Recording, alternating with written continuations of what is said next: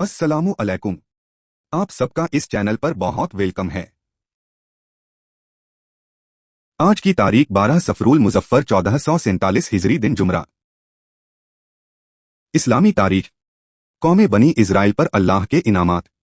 जब फिरौन और उसकी कौम की तबाही के बाद हजरत मूसा और बनी इस्राइल ने बहरे कुलजुम पार कर लिया तो अल्लाह ताला ने उन्हें अपने वतन फलस्तीन जाने का हुक्म दिया, जिन पर कौम अमालेका ने कब्जा कर लिया था। मगर बनी इस्राइल कौम अमालेका की जंगी कुव्वत व ताकत की वजह से मुकाबला करने की हिम्मत न कर सके। इस बुज़दिली पर अल्लाह ताला ने 40 साल तक मैदान तीह में भटकते रहने की सजा दी, जो कोहे तूर के शिमाल में और सहराए सीना के जुनूब में वाक़ हैं।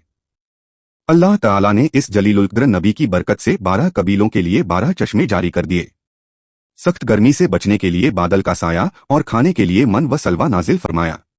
मगर बनी इस्राइल नाशुक्री करने लगे और मन व सलवा जैसी ने अमानतों को छोड़कर साग सब्जियों का मुतालबा करने लगे।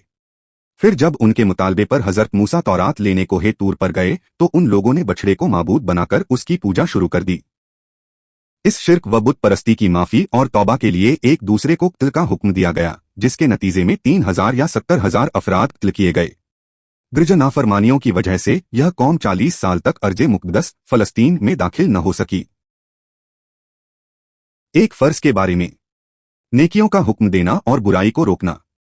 रसूलुल्लाह ने फरमाया, सम है उस जात की जिसके कब्जे में मेरी जान है कि तुम पर जरूरी और लाजिम है कि भलाइयों का हुक्म करो और बुराइयों को रोको, वरना करीब है कि अल्लाह ताला गुनहगारों के साथ तुम सब पर अपना अजाब भेज दे। उस वक्त तुम अल्लाह से दुआ मांगो तो कबूल न होगी।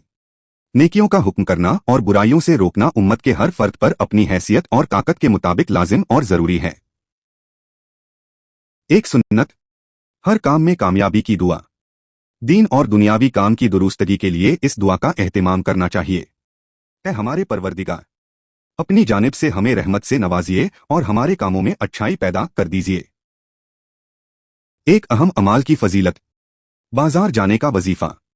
रसूलुल्लाह ने फरमाया, जो शख्स बाजार में दाखिल होते वक्त यह दुआ पढ़ेगा तो उसे 10 लाख नेकियां मिलेंगी, उसके 10 लाख गुनाह माफ होंगे और 10 लाख दर्जे बुलंद होंगे।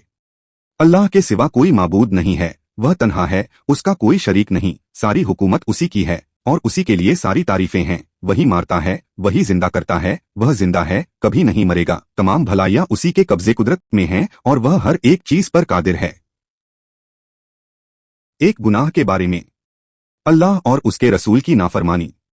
कुरान में अल्लाह ताला फरमाता है, जो शख्स अल्लाह और उसके रसूल की नाफरमानी करेगा और उसकी मुकर्रर की हुई हदों से आगे बढ़ेगा तो अल्लाह ताला उसको आग में दाखिल करेगा, जिसमें वह हमेशा रहेगा और उसको जलील व रुस्वा करने वाला अजाब होगा। आखिरत के बारे में। इब्लीस भी रहम की उम्मीद करने लगेगा। रसूलुल्लाह ने फरमाया, मुझे कसम है उस जात की जिसके कब्जे में मेरी जान है, अल्लाह ताला क़यामत के दिन इतनी मगफिरत करेंगे कि शैतान भी उम्मीद करने लगेगा कि शायद उसकी भी मगफिरत हो जाए। तिब्बे नबवी से इलाज। सुरमा से आंख का इलाज।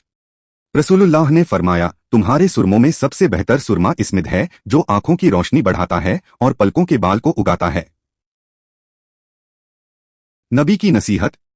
रसूलुल्लाह ने फरमाया, तुम अल्लाह ताला की तस्बीह और कलिमे तैयबा और अल्लाह की पाकी को अपने ऊपर लाजिम कर लो और गफलत मत करो और उन तस्बीहात को उंगलियों पर शुमार करो, क्योंकि उनसे क़यामत के रोज सवाल किया जाएगा और यह उस अमल की गवाही देंगी। आप सबका बहुत शुक्रिया। उम्मीद है आप मेरे साथ जुड़े रहेंगे और मेरे चैनल को अपने दोस्तों और रिश्तेदारों के साथ शेयर करेंगे। खुदा हाफिज। इंशाअल्लाह फिर मिलेंगे।